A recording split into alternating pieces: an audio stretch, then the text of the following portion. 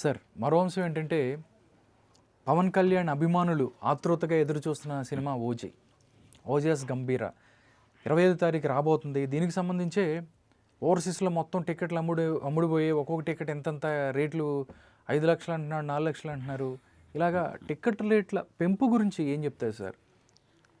అంటే ఇక్కడ కూడా ప్రీమియర్స్కి అనుమతి దొరికింది అనేది వినిపిస్తున్న మాట.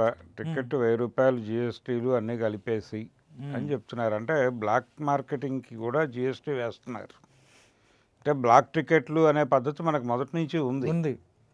ఈ బ్లాక్ టికెట్లకు కూడా ప్రభుత్వం పన్నులు వసూలు చేయటం అనేది ఒక విచిత్రమైనటువంటి పరిస్థితి ఇప్పుడు. అయితే ఈ 1000 రూపాయలు 2000 రూపాయలు టికెట్లు చేయటం ద్వారా ఎవరిని కోసుకు తింటున్నారు అనేది సమస్య. అభిమానుల్ని కోసుకు తినడానికి ప్రోగ్రామ్ ఇది. అది ఒక బాధ్యతాయుతమైనటువంటి పదవిలో ఉన్నటువంటి వ్యక్తి, ప్రజాసేవకుడిగా తన్ని తాను చెప్పుకుంటున్నటువంటి వ్యక్తి, ఆయన చేయటం సబబా కాదా? ఆల్రెడీ ఆయన కోర్టుకు వెళ్ళాడు. ఈ విషయం మీద కోర్టుకు వెళ్ళటం జరిగింది. ఈ అంశం మీద అంటే ఆయన హరిహర వీరమల్లు టైంలో తెలంగాణలోను అలాగే ఆంధ్రాలోను ప్రీమియర్స్ వేశారు. టికెట్లు 700 వరకు అమ్ముడైనాయి. ఆ సందర్భంగా అధికార దుర్వినియోగానికి పాల్పడ్డాడు ఆయన అని కోర్టుకు వెళ్ళారు. వెళ్ళిన ఒక ఐఏఎస్ ఆఫీసర్, ఓ రిటైర్డ్ ఐఏఎస్ ఆఫీసర్ గారు వెళ్ళారు. ఆయన పొలిటికల్ లైన్లో ఉన్నారు, వెళ్ళాడు. వెళ్ళిన సందర్భంగా కోర్టు పవన్ కళ్యాణ్కి అనుకూలమైనటువంటి తీర్పే వచ్చింది. అలాగే సినిమాల్లో నటించవచ్చు ఆయన ప్రజాసేవలో ఉండి కూడా అని కూడా చెప్పేశారు. కాబట్టి లీగల్గా ఆయన తప్పు చేస్తున్నాడని అనుకోనక్కర్లేదు. ప్రభుత్వాలు అనుమతి ఇస్తున్నాయి. కానీ ఈయనకు ఒక స్పృహ ఉండాలి కదా. అవును, మనం అంటే మొదటి రోజున పవన్ కళ్యాణ్ సినిమా షో పడుతోంది అనగానే వెళ్ళే మూడ్లో ఎవరుంటారు? సామాన్యుడు ఉండడు కదా. 1000 రూపాయలు కాదు, 1,00,000 రూపాయలైనా కొనడానికి సిద్ధపడిపోయే మూడ్లో అభిమానులు ఉంటారు. సో మిమ్మల్ని అభిమానించిన పాపానికి వాళ్ళని కోసుకు తినే రైట్ మీకు ఇచ్చినట్టుగా మీరు అనుకుంటే ఎలా? సో అలా ఆ రైట్ని మేము కోసుకు తింటాం అంటే బయ్యర్స్ ఎవరైతే ఇప్పుడు థియేట్రికల్ రైట్స్ కొంటున్నారో ఆ థియేట్రికల్ రైట్స్ కొంటున్న వాళ్ళకి కొంత బీ కాంప్లెక్స్ ఇచ్చేటువంటి కార్యక్రమం ఇది. ఏది ఈ ప్రీమియర్స్కి పర్మిషన్లు తెచ్చుకుంటాడు ఆయన. అంటే పవన్ కళ్యాణ్ ఒక్కడే చేయట్లేదు, ఇది మిగతా హీరోలు కూడా చేస్తున్నారు కదా, అందరూ చేస్తున్నారు. ఇప్పుడు ఏదన్నా సినిమా రిలీజ్ అవుతుందంటే హీరోలు, ప్రొడ్యూసర్లు, డైరెక్టర్లు 2 రాష్ట్రాల ముఖ్యమంత్రులని కలిసి వినయంగా ఒక కాగితం ఇచ్చి ప్రీమియర్స్కి అనుమతి ఇవ్వండి, రేట్లు పెంచుకుంటాం అనుమతి ఇవ్వండి అని అడుగుతారు. వాళ్ళు ఇస్తారు. నడుస్తోంది. ఎందుకు నడుస్తోంది ఇది అంటే డిమాండ్ అండ్ సప్లై అని చెప్పాడు పవన్ కళ్యాణ్ గారే గతంలో రిపబ్లిక్ అనేటువంటి సినిమా ఫంక్షన్లో చెప్పి, డిమాండ్ ఉంది కాబట్టి సప్లై ఉంటుంది, దాన్ని అదే రేటుని డిసైడ్ చేస్తుంది, మాకున్న డిమాండ్ రేటుని డిసైడ్ చేస్తుందని చెప్పాడు ఆయన.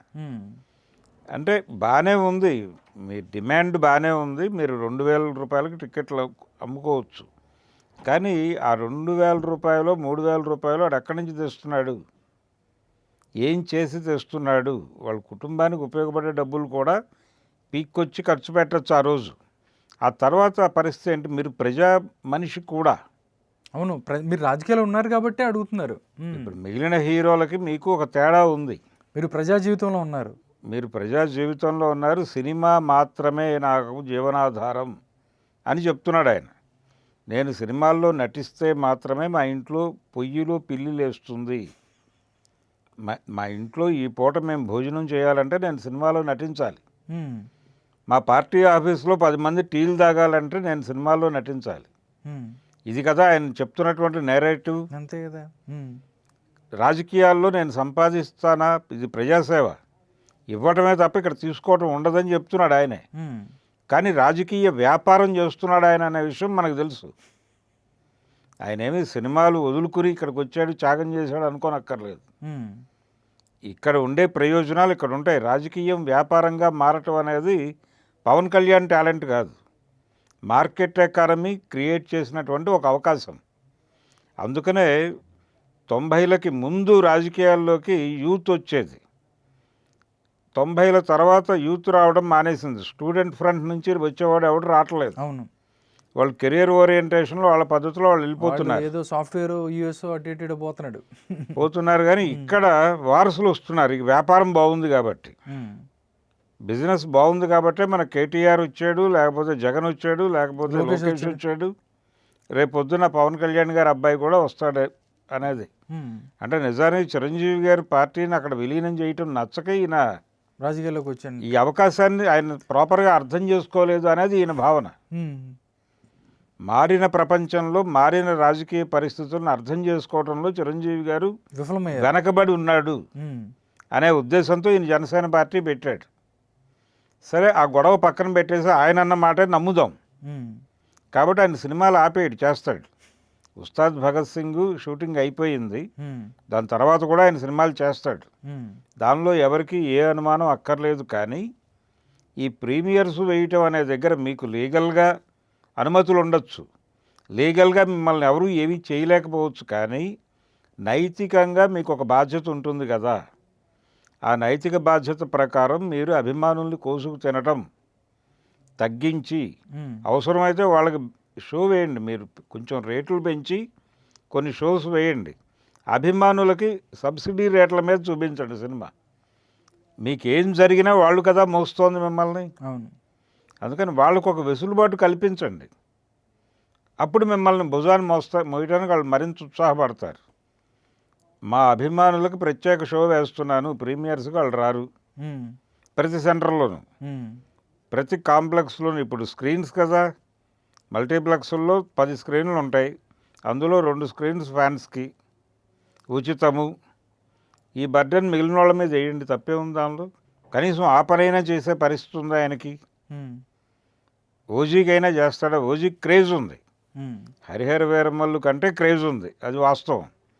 అంటే సుజిత్ ఉండటం, ఒక స్టైలిష్ యాక్షన్ సినిమాలు, పవన్ కళ్యాణ్ని చూడాలని జనాలు అనుకోవడం, ఇవన్నీ కలగలిసి ఆ సినిమాకు ఒక విచిత్రమైన క్రేజ్ని అయితే తీసుకొచ్చాయి. ఆ మూడ్ ఉన్నప్పుడే క్యాష్ చేసుకోవడం కోసం ఈ ₹1000 టికెట్ అంటున్నారు. ఇప్పుడు ఓవర్సీస్లో విపరీతంగా బుకింగ్స్ జరగడానికి కూడా కారణం అదే.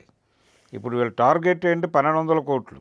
ఉమ్, ఈ టార్గెట్ 1200 కోట్లు అనేది రీచ్ అవుతుందా లేదా ఈ సినిమా అనేది ప్రశ్న. ఆ రీచ్ అవ్వడం కోసం ఈ హడావిడి అంతా చేస్తున్నారు ఈ ప్రీమియర్సు. ఆ ప్రీమియర్స్లో రేట్లు పెంచి అమ్మడం వల్ల థియేటర్కల్ రైట్స్ కొనుక్కున్నవాడు కొంత సేఫ్ అయిపోతాడు. ఉమ్, ఇందుకోసం పడుతున్న తిప్పలు ఉమ్, పవన్ కళ్యాణ్ గారు. బాగానే ఉంది, మీరు కష్టపడుతున్నారు, సినిమాలు చేసుకోండి, సినిమాలు చేస్తేనే మీ జీవితం, మేము కూడా నమ్ముతున్నాం దాన్ని. ఉమ్, కానీ అభిమానుల్ని కోసుకు తినటం దగ్గర కొంచెం కన్సిడరేషన్ చూపించండి. ఉమ్, చూపించి కొంచెం ధరలు పెంచి అమ్మండి. అభిమానులకి కుదిరితే సబ్సిడీలో చూపించండి. మరీ ప్రేమ ఉంటే మీకు ఉచితంగా కూడా వాళ్ళకి షో వేయమనండి. ఉమ్, అప్పుడు మీ ఇమేజ్, మీరు చేస్తున్నటువంటి ఇతర వ్యాపారాలు బ్యాలెన్స్ అవుతాయి. కనీసం ఆ బ్యాలెన్సింగ్ స్ట్రాటజీ కూడా లేకుండా ఉమ్. అలా కోసుకు తినేయటమే మా ప్రోగ్రాం అనుకుంటే ఇబ్బంది.